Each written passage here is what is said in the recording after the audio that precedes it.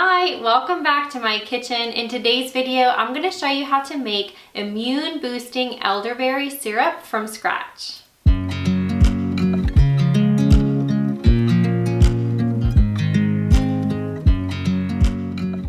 If you're new here, my name is Kristen. On my channel, you'll find day in the life videos, from scratch recipes, tips on natural living, homeschooling, and faith. So if you haven't subscribed already, you can click the button down below to subscribe. It's free and it'll make sure that you don't miss any of my upcoming videos.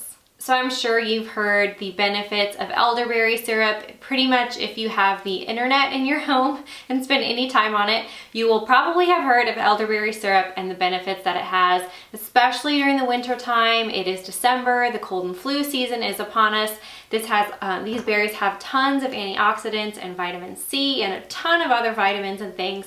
It's been proven to reduce the length that you, like if you catch a sickness, reduce the amount of time that you are sick. And then it also can be used as a preventative to boost the immune system to prevent you from getting sick. You can buy these syrups on, Amazon or at your local health food store, but they're pretty pricey. So it is much easier, especially if you have a larger family like I do, to just make the recipe at home. You can do that with either dried elderberries that you can purchase off of Amazon. I'll link some down below. Sometimes Whole Foods or places like that will carry them as well. Fortunately for us, we planted 2 elderberry bushes last summer, the summer of 2018.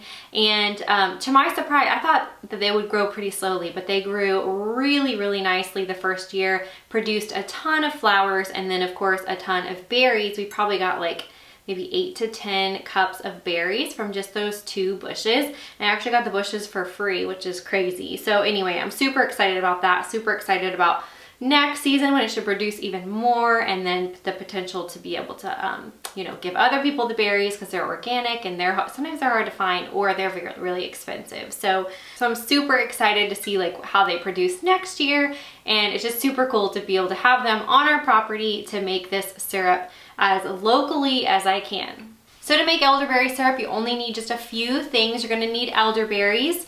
And like I said, you can use dried or fresh. I have fresh here today. We are also going to use 1 cinnamon stick. And I like to put clove in mine. I've used powdered clove before, or you can use whole cloves. And I happen to have the Young Living Clove Vitality, so I'm gonna use a drop of that today and try it in the recipe. You're also gonna need a little bit of fresh ginger. We're gonna just grate it up right into the mixture. You'll need water, and then you'll just need some local raw honey. So we get this from a local beekeeper. It's the best honey I've ever had in my life. So I love making our syrups with this. So let's get right into it. I'm gonna start by putting 1.5 cups of fresh berries into my saucepan here. And if you're using dried berries, you'll wanna use half as many berries as I'm using. Next, we're gonna add 3.5 cups of filtered water, just room temperature filtered water. I got this out of my Berkey water filter. I'll link it down below if you're interested. The next thing I'm gonna add is just 1 drop of the clove essential oil. Like I said, this is the Vitality essential oil. So this is safe to be ingested. Then I'm gonna add 1 cinnamon stick. And then I'm gonna peel the fresh ginger, and I'm just gonna grate it right into the saucepan with this little grater, and I usually use about 2 teaspoons of ginger, and I pretty much just guess. Okay, so we have all of that combined. I'm gonna put this on the stove top. I'm gonna start it on high heat, bring it to just a slight boil, and then I'm gonna reduce it all the way down to low, and we're gonna boil this for about 45 minutes or until it's reduced by half. And after that is when we're gonna add in the honey and pour it into our jars, strain out the berries, all of that. All right, so we have let the elderberry syrup reduce by half, and it took about 45 minutes for mine. I used this little potato masher to mash up the elderberries while it was simmering on the stove. So the next step is, while it's still warm, we're going to put our honey in a container. So I'm gonna do 1 cup of honey. We're gonna add it to our container and then pour the warm elderberry syrup over top of it.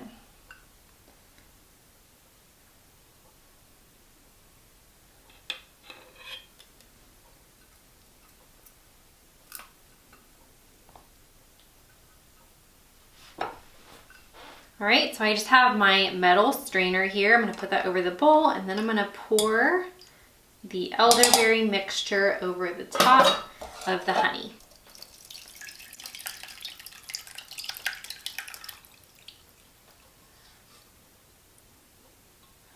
And then I just like to press the elderberries to make sure all the juices and everything are out of there. We're just gonna give it a stir to get it all combined.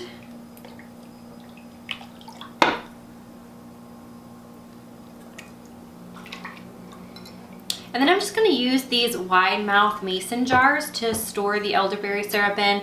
We just use these for drinking, and I love that they're so versatile. I'll put, you know, leftover smoothies in them, or leftover anything really can go in these, and just stick them in the fridge. I'm just gonna pour the mixture into our mason jars here, and I'm gonna strain them again because I see a couple of seeds in there.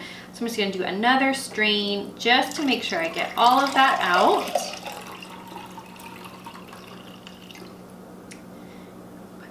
This one.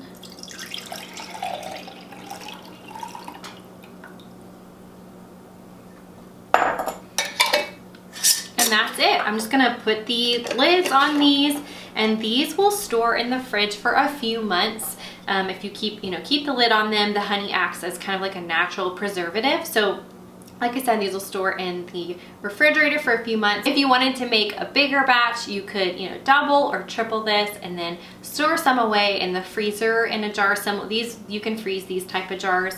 Just make sure it's a jar that you can freeze, or else it could crack the glass, and then of course you can't use the elderberry syrup. So the way we like to use it is we like to take a teaspoon a day for preventative. So that's for an adult.